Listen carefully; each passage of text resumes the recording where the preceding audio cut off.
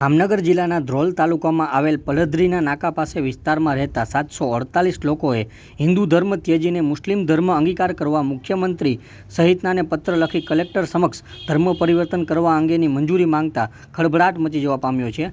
વર્ષોની વ્યથા વર્ણવતો તેજાબી શબ્દો સાથેનો પત્ર સરકાર અને તંત્રને પાઠવતા ચોતરફ ધ્રોલમાં ચર્ચા થઈ રહી છે. ધ્રોલમાં સાત ડેરી વિસ્તાર તેમજ પડધરીના નાકા બહાર રહેતા લોકોએ મુખ્યમંત્રી સહિતનાને પત્ર લખી કલેક્ટર સમક્ષ ધર્મ પરિવર્તન અંગેની મંજૂરી આપવા માંગણી કરી હતી. પડધરીના નાકા પાસેના વિસ્તારમાં વર્ષોથી માંસ મટનનો કચરો બેફામ નખાતો હોય. વર્ષોથી રજૂઆત કરવા છતાં ઉકેલ ન આવતા ત્યાંના વિસ્તારના સ્થાનિકોએ ધર્મ પરિવર્તન કરવા નિર્ણય લેવામાં આવતા ચકચાર મચી ગયો છે. 748 લોકોએ મુસ્લિમ ધર્મ અંગીકાર કરવાની ફરજ પડી હોવાનું હિન્દુ સેનાના મળેલ એક અરજીમાં જણાવ્યું હતું કે પડધરીના નાકા વિસ્તારમાં ખુલ્લેઆમ મટન, મચ્છી અને મૃત પશુઓના હાડકાં રસ્તા ઉપર નખાય છે, જેનાથી દુર્ગંધ ફેલાય છે અને રોગચાળો ફેલાવવાની ભીતિ સેવાઈ રહી છે. રસ્તા, ગંદકી સહિતના પ્રશ્નો વારંવાર રજૂઆત કરવા છતાં કોઈ ઉકેલ ન આવતા 748 લોકોએ ધર્મ પરિવર્તનની માંગણી કરી છે.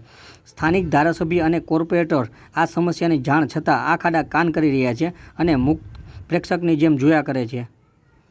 આ અંગેનો અરજદારનો પત્ર હિન્દુ સેનાના પ્રમુખ ગૌરવભાઈ મહેતાને કુરિયર દ્વારા મળ્યો હોવાનું જાણવા મળ્યું છે. આ ઉપરાંત અરજદારો દ્વારા મુખ્યમંત્રી ભૂપેન્દ્ર પટેલ સહિત રાજકીય અગ્રણીને આ પત્ર કુરિયર દ્વારા મોકલવામાં આવ્યો હોવાનું જાણવા મળ્યું છે.